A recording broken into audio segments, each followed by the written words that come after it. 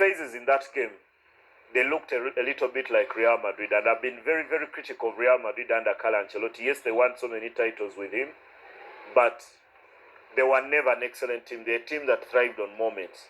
They'd create moments in the game where they get to score a goal, and that buries the previous 10 or 15 minutes when they're not doing anything on the pitch.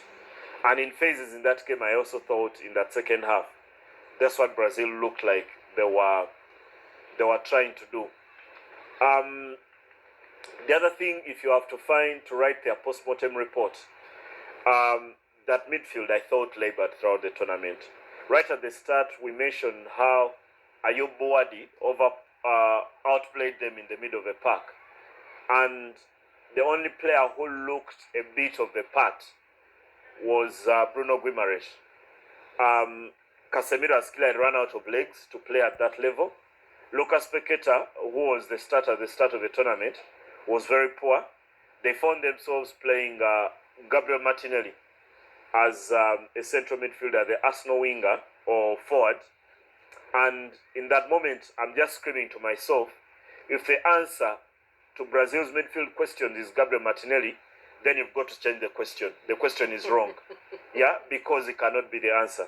So I also thought in that midfield area, they were largely played off the park. I think the many times they got joy was when the ball went into the wide positions to Vinicius and Ryan, and they could have a run at the Norwegian backline. But in the end, in that central axis, they have to find proper players. Besides Bruno Guimaraes, there isn't too much else in the center of the park, and that's where the problems for me start. Neymar, is he... Oh, well, I guess this is his last appearance for Brazil. Was he more of a liability? I've heard people say he's a spoiled brat who can't deal with defeat. And we saw him crying, and I heard you guys say Brandon was also crying, I guess, along with Neymar. Sorry, Brandon.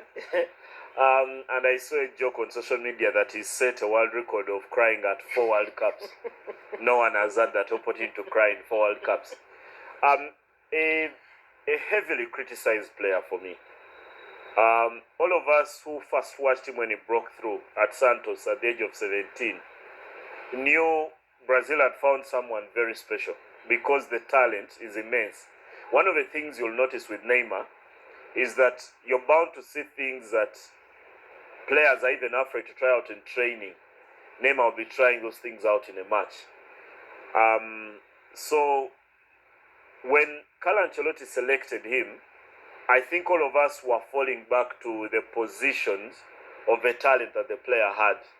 Because before this World Cup, he had not played for Brazil in 3 years. He had not played for Brazil since 2023.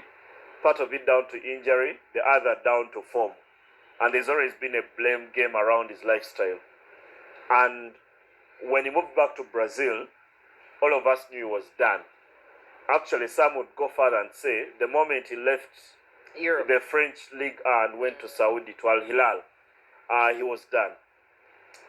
He's decided to stay in the game. When Carlo Ancelotti decided to select him for this World Cup, I think he was hoping for a moment of magic from Neymar, not exactly that he was going to play 90 minutes of the game. And we also saw he was using him sparingly. Yeah. 20, 30 minutes in a game, that was sufficient for Neymar. But that magic moment never came.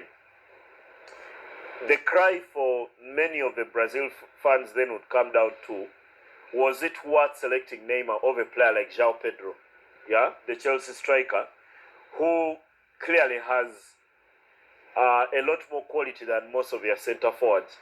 You look at the chance like Endrick missed in that game, the youngster who plays at Olympique Lyonnais, and in your imagination you're thinking João Pedro would bury that. You look at the kind of influence João Pedro would have in that centre forward position, perhaps would be bigger than Igor Thiago and Matheus Cunha was playing in there. So those are, I think, some of the complaints. And when you want to complain about those, and all of us have the benefit of hindsight, which Carlo Ancelotti would not have had while selecting the side, then Neymar would be the fall guy. Because when there are 26 slots, you do not lose or win the World Cup because of the 26th player. And Neymar was never part of the 11. So to To call him a spoilt brat, while might sound extreme, his lifestyle has left him with no place to hide. Yeah, he loves his party. Many of us do love our party. We don't have the resources to party as much as Neymar. If we had a private jet and we could have lunch in New York and dinner in Tokyo, we'd probably take the same bait, but we do not have the same opportunity. Unfortunately for him, when the team is eliminated, this is the guy you've got to blame. But I would insist Brazil struggled in this World Cup because of lack of legs in midfield, primarily, Okay. not Neymar. Not Neymar. Okay.